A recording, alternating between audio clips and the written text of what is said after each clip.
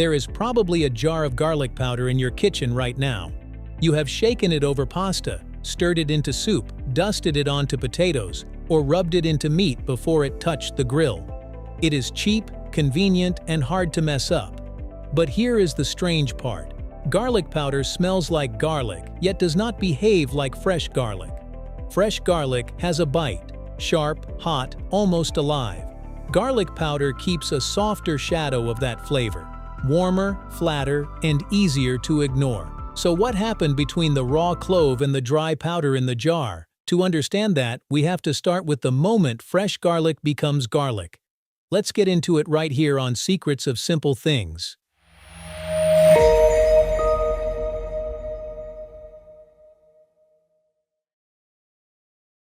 Fresh garlic is a tiny chemical reaction. A whole garlic clove may seem strong, but chemically it is waiting.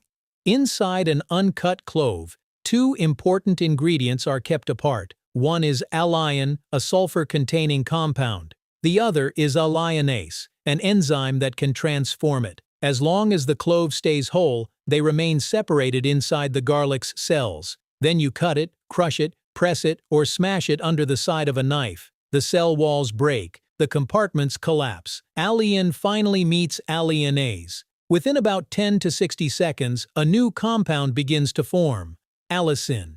That is the sharp, pungent, slightly burning flavor we associate with fresh garlic. It is why crushed garlic smells stronger after it sits for a moment, and why minced garlic can feel hotter than a whole clove. The flavor is not just released, it is created. But allicin is fragile. After forming, it starts breaking down into other sulfur compounds, changing the flavor again. So fresh garlic is not a fixed ingredient, it is a small chemical event. A whole garlic clove is quiet. A crushed garlic clove is chemistry waking up. But garlic powder is made for the opposite purpose. It is made to stop changing. Why factories need garlic to stop changing? That is the problem with fresh garlic. It is powerful because it is active. A fresh clove contains moisture. It can sprout, soften, mold, bruise, or spoil. Once it is cut, its smell grows stronger, its flavor shifts, and its sharp compounds begin changing almost immediately. That is wonderful in a kitchen, where you can crush a clove and use it right away. But it is difficult for a factory, a warehouse, a shipping container, or a grocery shelf. Garlic powder exists to solve that problem. It turns something wet, reactive, and short-lived into something dry, stable, and easy to move. It lasts longer, blends into seasoning mixes, and can be used without peeling or chopping. In other words, garlic powder is built for control.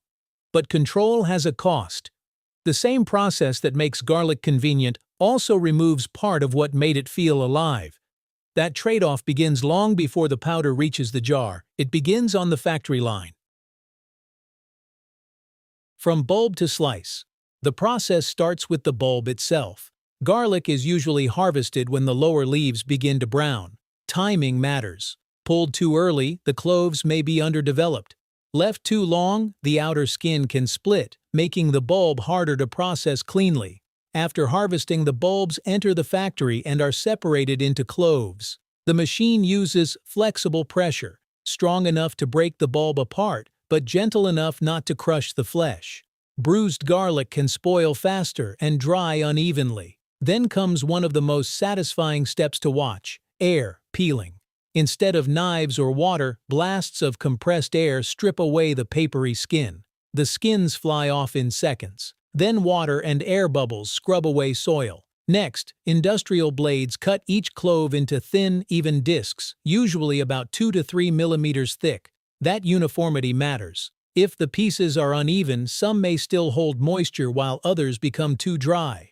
The cloves are separated, peeled by air, washed, sliced, and prepared for the step that changes everything. At this point, the garlic still looks like garlic, but the next step quietly changes what it can become.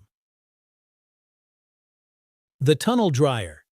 The sliced garlic now enters the tunnel dryer. Imagine a long heated chamber lined with moving mesh belts.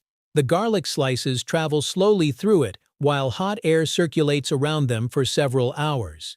The temperature is usually around 60 to 70 degrees Celsius, not hot enough to burn the garlic but hot enough to pull away most of its water.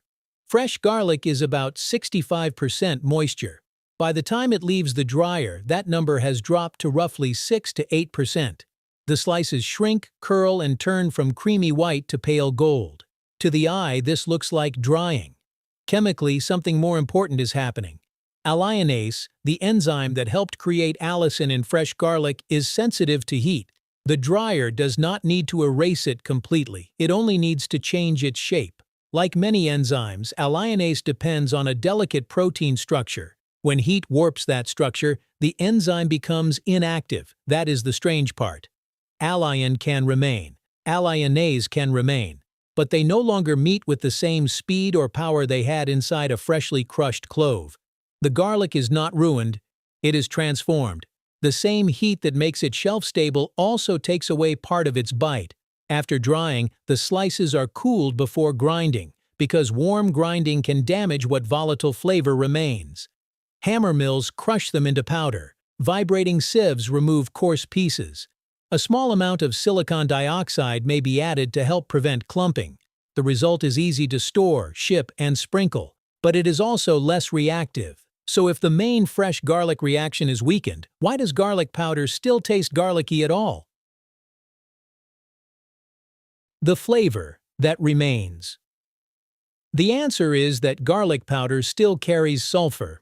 Even when allicin is no longer the main character, garlic does not become flavorless. Its sulfur compounds break down and rearrange into other molecules. Some have names most people will never need to remember, like diallyl disulfide, diallyl trisulfide, and agewein. What matters is what they do. They carry the smell your brain recognizes as garlic, not the bright, sharp hit of a freshly crushed clove, but a slower, warmer version of it. These compounds survive storage better, but they are less aggressive and less complex on the tongue. That is why garlic powder can taste familiar and different at the same time. It belongs to garlic, but it does not behave like fresh garlic. It gives food a dry, savory, rounded flavor that blends easily into soups, sauces, and rubs. Garlic powder is not fake garlic. It is a different version of garlic, shaped by heat, time, and storage. And once garlic becomes powder, the story is no longer only about chemistry, it is also about distance. The long journey behind the jar. That distance is longer than most people imagine.